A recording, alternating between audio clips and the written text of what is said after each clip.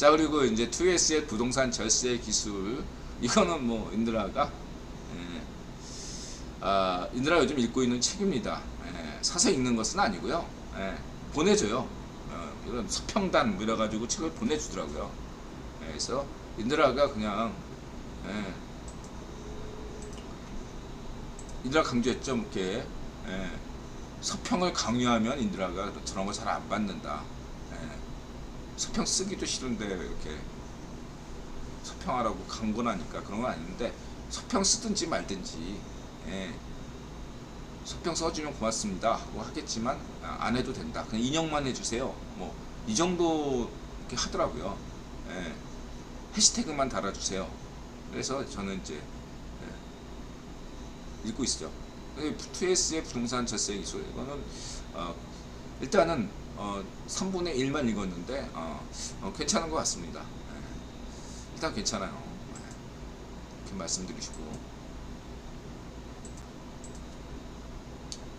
하여튼 4년 연속 세금 분야 베스트셀러라는 게 아무리 이렇게 마케팅을 하더라도 그게 쉬운 게 아니거든요. 4년 연속 세금 분야 베스트셀러라는 건. 그리고 전세 물량 한 달 새 17% 벌써 버리고게, 이게 이제 임대차 3대 악법이죠. 근데 이제 문제는 이 악법이 사라진다 이렇게 예상이 되니까, 그로 인해서 그동안 몇 년간 전세값을 못 올린 것을 한꺼번에 올리려는 그런 욕망이 있을 것이고, 그쵸? 다른 한편으로 이로 인해서 또 부동산 가격이 급등할 것을 우려하는 분들도 분명히 있을 겁니다. 그래서 이것을 노려가지고 반정비당, 운전비 파시오 정권이 헛소리를 해대고 있는데, 이제 한국인이라면 상당수가 부동산 전문가가 되었습니다. 왜? 운전비 파시오 정권 덕분이죠. 왜냐하면 과거에는 국민이 전부 다 부동산 전문가가 될 필요가 없었습니다. 그냥 나라가 정부가 이야기하는 걸 믿고 따르면 되는 줄 알았는데, 반쪽 노면 파쇼와 운전비 파쇼 말만 믿다가 망한 사람들이 속출하면서 이혼당하면서 대한민국 시민들이 각성했죠. 정부 말 믿고 하다가는 큰일 난다. 시장을 신뢰하자. 적어도 대한민국 시민들은 부동산 문제만큼은 선진국이 됐어. 선지시민이 됐어. 시장을 믿어라. 정부 말에 믿지 말고 시장을 신뢰하자. 저는 강조합니다. 기존의 김영삼 정부, 노태우 정부, 이명박 정부, 박근혜 정부, 김대중 정부도 여기 포함될 수 있어요. 이 정부 하에서는 다 부동산이 안정됐습니다. 하향 안정화됐어요.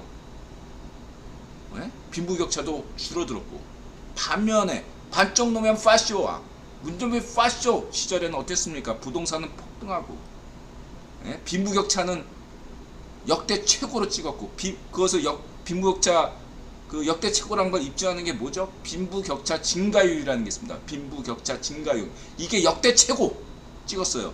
반쪽 노면이 세운 역대급 기록을 문전비 파쇼 정권이 갈아치웠습니다. 문전비 파쇼 정권 때 빈부격차는 더 극심해졌습니다. 인드라 강조했죠. 좌의 파쇼 정권이 집권하면 빈부격차가 더 커집니다. 뭘로 말합니까? 이건 말 다 한 거. 여태까지 10년 내내 인드라가 국유분론으로 강조한 거예요. 부동산론. 인드라 1억 서울론, 10억 한반도론, 200억 인류론, 이런 관점에서 시장에 맡기면 돼요. 그리고 지금 전세 물량이 동나가지고 아파트값 성렬형 정부 때 일시적으로 집값이 오를 수 있습니다. 일시적인 거예요. 진짜 이건 진짜 일시적인데, 왜 그러냐면 인드라 강조하는 게 뭐예요? 부동산 하향 안정화 대책 공급 해주면 돼요. 서울에 지을 땅이 없다? 그냥 고도 제한 어느 정도 풀어주면 됩니다. 인드라의 1억 서울론, 이거는 전 세계 공통이에요. 이런 비과학적인 고도 제한 이런 것들은 필요가 없어요. 그만큼 더 안전하게 지어야죠. 대신에 저런 현대산업개발 얘네들은 그냥 취소시키는 게 낫고, 개발 저런 걸 취소시키는 게 그렇게 나는 것 같은가. 안전하게 지으면 되는 겁니다. 규제 완화가 안전을 약화시키는 게 결코 아닙니다. 문전비가 지가 대통령 때 뭐라고 했어요. 세월호로 대통령 덕분에 대통령 됐다 그래가지고 예, 고마워요 이렇게 박명근 쓴 놈이니까 예?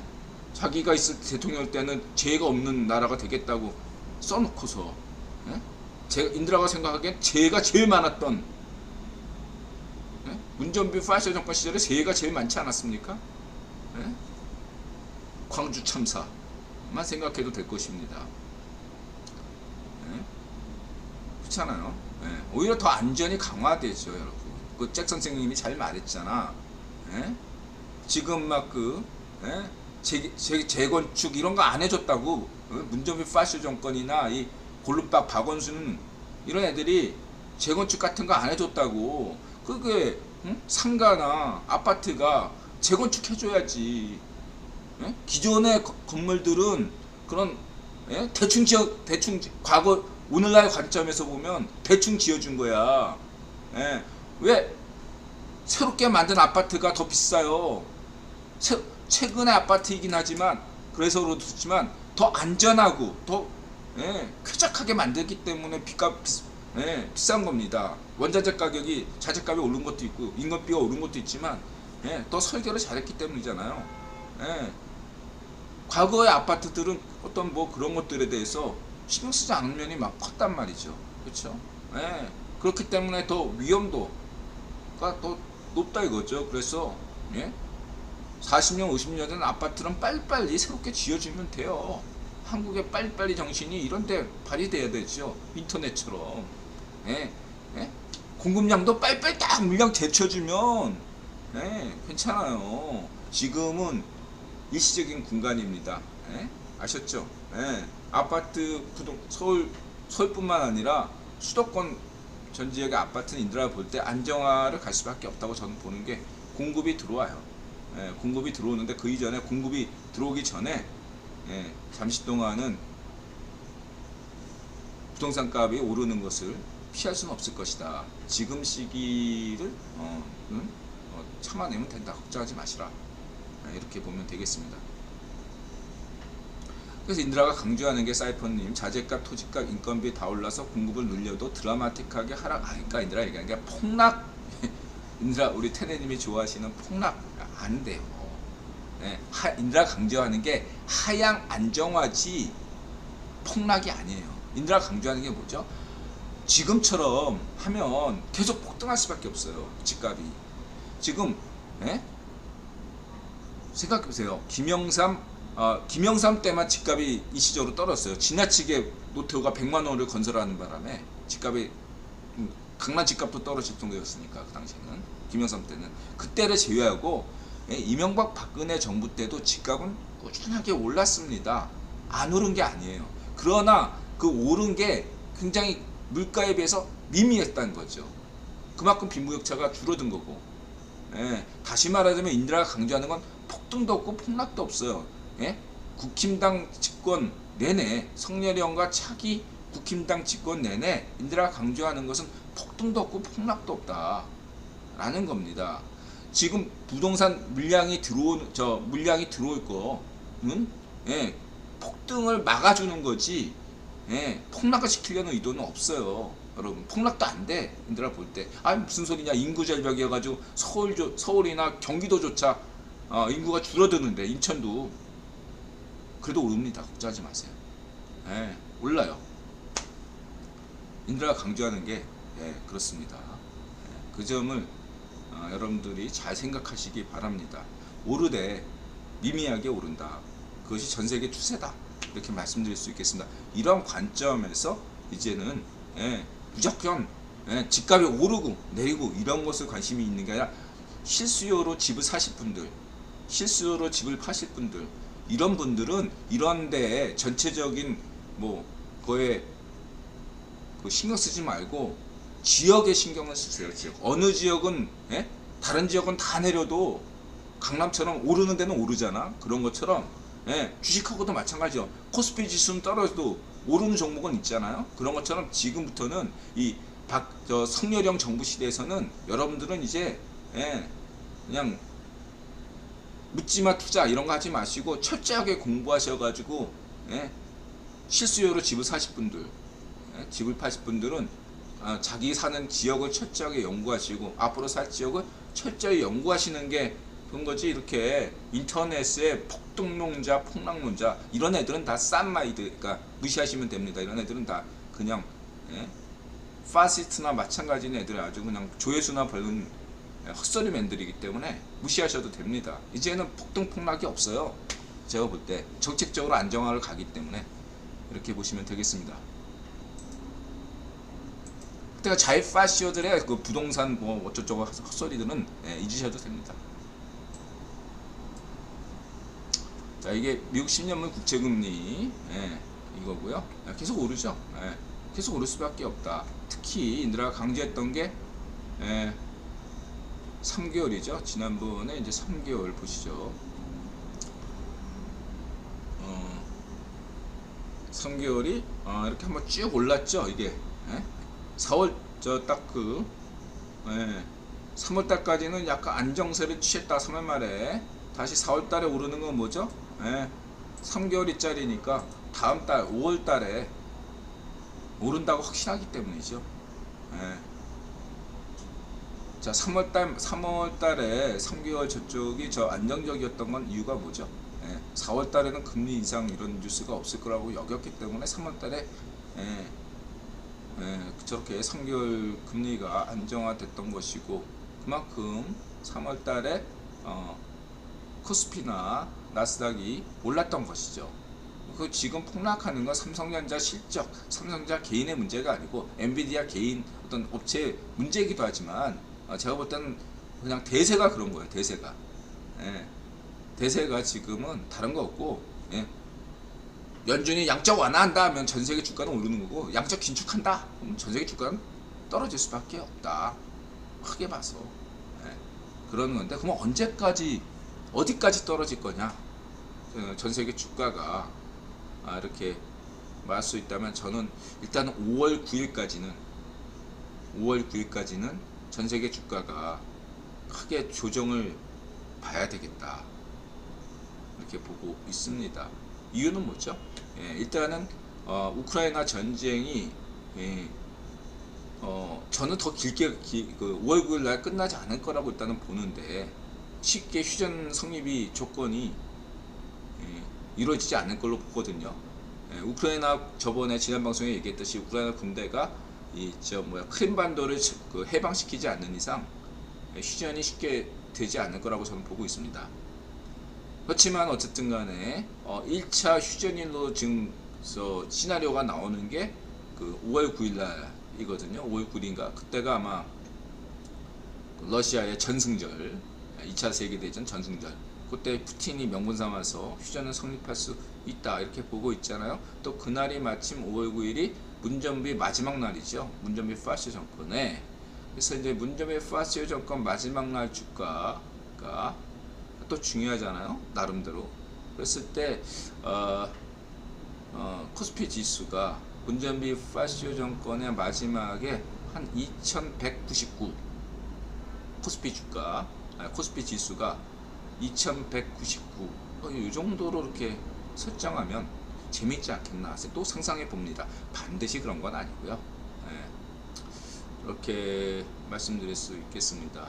그래서 5월 9일날 2199, 근데 이제 2024년쯤에 가가지고 다시 한번 이 앞전에 얘기했듯이 그런 어떤 바이든의 경기 부양안이 위력을 발휘하는 시기는 한 2024년 정도로 보일 수 있는데, 그때 가서 주가가 바이든 대통령 임기 말에 가서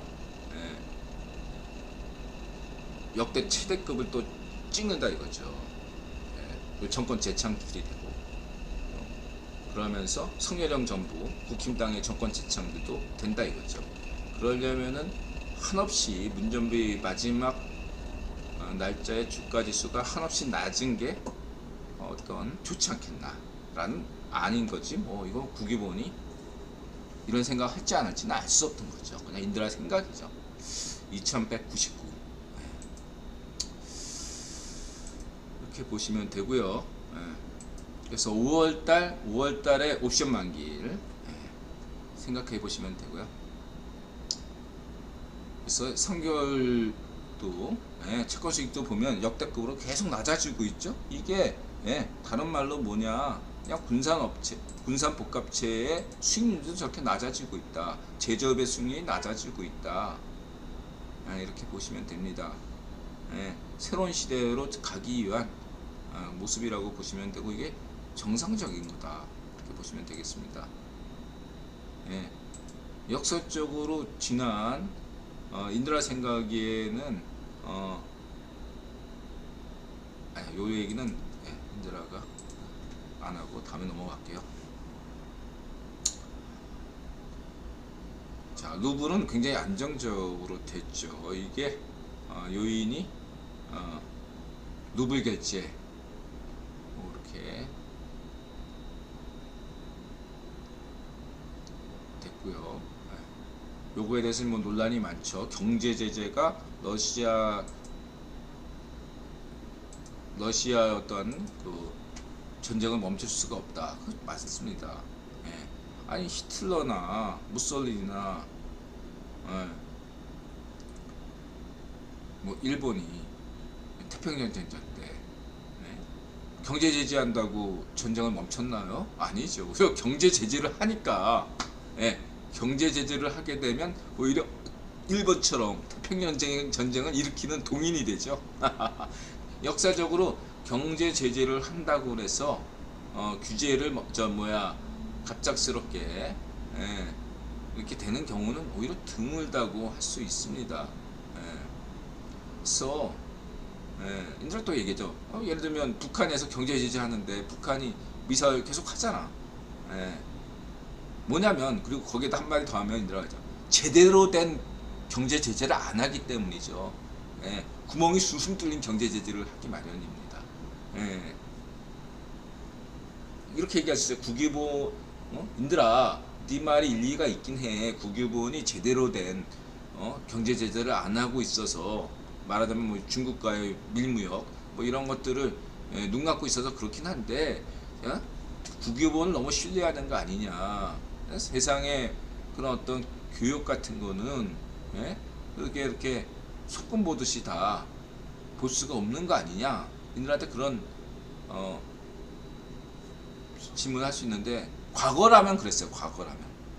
과거라면 인드라도 그렇게까지 주장을 못할 수 있어요. 그러나 21세기에 들어서는 더 이상 그게 통하지 않는 게 뭐냐면, IT 기술도 발달로 국유원이 맘만 먹으면 다 정밀하게 봐요. 아니, 위성에서 소금 보듯이 보는데, 지금 우크라이나 전쟁에서 조기 경보기 막 돌아다니고 위성에서 엄청난 게 찍고 있는데, 과거에는 그게 없으니까, 데이터가 없으니까 가짜 뉴스가 판치고 뭐 이렇게 할 수 있어서 지금 그게 어려워요. 굉장히 그게 어려워진 상황이다, 이렇게 볼 수 있습니다. 자료를 갖고 있어요. 북한과 중국 간의 견해, 아니 그 압록강 거의 철도 대교인가, 거기만 딱 잡고 있어도 되고, 서해안에 거기만 딱 집중해서 딱 동해안 거기 딱 찍으면 약주에서 교육되는 거 다 할 수 있는데, 뭐 안 잡는 거죠. 못 잡는 게 아니라 안 잡는 거죠. 이렇게 보시면 돼요. 당연히 그렇죠. 인도가 영향을 끼치고 인도라 일부러 얘기 안 한 거지. 이제 모디에 대해서는 이미 얘기했으니까 인도를 또 너무 몰아붙이면 안 돼요. 우리가 우리는 우리 그 반중 전술 관점에서 모디를 너무 몰아붙여서는 안 됩니다. 또 인도하고 우리 성렬형하고 인도가 또 잘 나가야 되기 때문에, 같이 해야 되기 때문에 인도가 생략하는 거고요. 알면서 인도 넘어갔는데 우리 테네님이 또 안 놓치시네. 자, 그 다음에 유가가 $100 미만. 인드라는 그렇죠. 과거에 인플레이션은 이 유가가 굉장히 역할을 많이 했죠. 많이 했는데, 인드라가 늘 얘기하는 게 전 세계 인류의 어떤 생존과 직결되는 이런 문제에 있어서 유가는 $100 미만 지켜주는 게 좋다, 이렇게 강조했고요. 그냥 올해 평균으로 $100 미만만 지켜주세요. 올해 평균 $100. 또 엔비디아 폭락했고 알파벳 바닥 찍었죠. 더 내려갈 걸로 전 보이네요. 어쨌든 그렇고요. 그 다음에 비트코인 더 떨어졌죠. 4만 달러대로 떨어졌다. 인드라 볼 때 비트코인이 잠시 뜬 거는 두 가지 요인이 있는 거죠. 3월 말에는 나스닥도 올라가니까 전 세계 좀 단기 자금이 안정화되니까 비트코인이 좀 올랐던 것이 있고, 두 번째는 누브라의 대체라는 이슈 뉴스에 뜬 건데, 누브라가 안정이 되면서 단기 요인이 사라졌고, 무엇보다도 나스닥이 폭락하는 것처럼 이 비트코인도 전 세계 돈이 많으니까 비트코인도 하락할 수밖에 없겠다, 이렇게 볼 수 있습니다. 그래서 인드라는 이런 생각이 듭니다. 여유 자금을 가진 분들이라면 한 3년 정도에 폭락해도 끄떡없고 3년에 팔 생각이 없는 분들이라면 지금부터 천천히 사시면 된다. 근데 그 3년을 버티기 힘들잖아. 말은 쉽죠. 근데 지금은 여유 자금 가진 분들은 사면 되는데, 단기로 승부는 보는 사람들은 굉장히 힘드시다, 이렇게 말씀드릴 수 있고요. 비트코인이든 뭐든 제 생각에는 49,000 어쨌든 제가 생각하기에 비트코인도 4만 달러 이하면은 살만하다 생각합니다. 3만 달러에서 39,000달러 저는 생각이 들어요. 여러 가지로.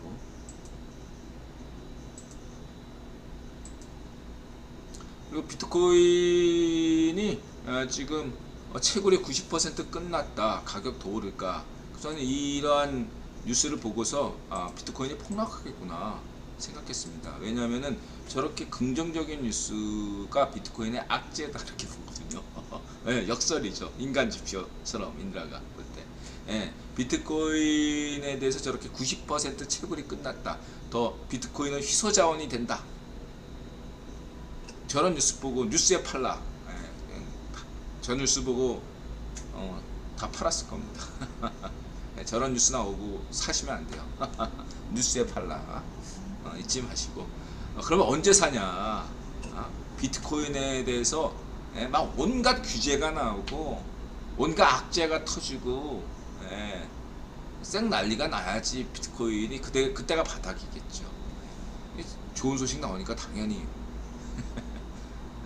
그렇죠, 제통님.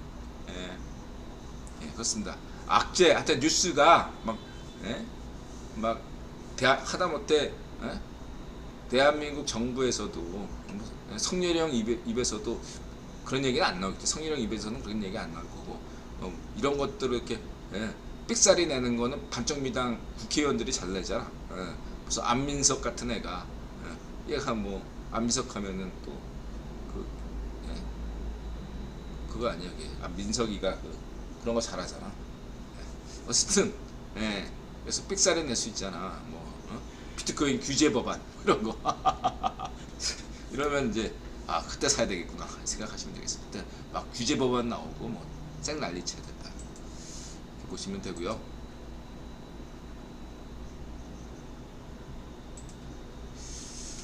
그리고 이제 이게 역설적으로 이게 여태까지 엔비디아가 주가가 오른 거는 엔비디아가 경영을 잘해서이기도 하지만 그래픽 값이 올라서 그런 거고, 그래픽 값이 왜 오르냐? 비트코인 채굴 때문이죠. 비트코인 채굴이 더 끝나간다, 이러면 당연히 엔비디아 수요 둔화로 목표 주가 나아졌죠. 이렇게 되는 거죠. 새로운 비트코인 어떤 그런 게 상품이 나오지 않는 이상 엔비디아가 어떤 단기적 수익이 상당히 둔화될 수밖에 없겠죠. 근데 인드라 생각에는 어떤 면에 2024년 되면 엔비디아가 새롭게 다시금 주목을 받을 수 있다. 왜냐하면 메타버스라는 게 결국은 시각을 이용한 것이고 그래픽을 이용한 가상 공간이라는 측면에서 그래픽 기술은 더 발전할 수밖에 없다 이거죠. 게임이나 우리가 늘 얘기하는 판타지 소설의 가상 게임 같은 걸 하려면 그래픽 기술이 지금보다 현격하게 더 발전할 수밖에 없고, 그런 면에선 엔비디아를 더 주목할 수밖에 없다, 이런 생각합니다. 지금이 어렵다.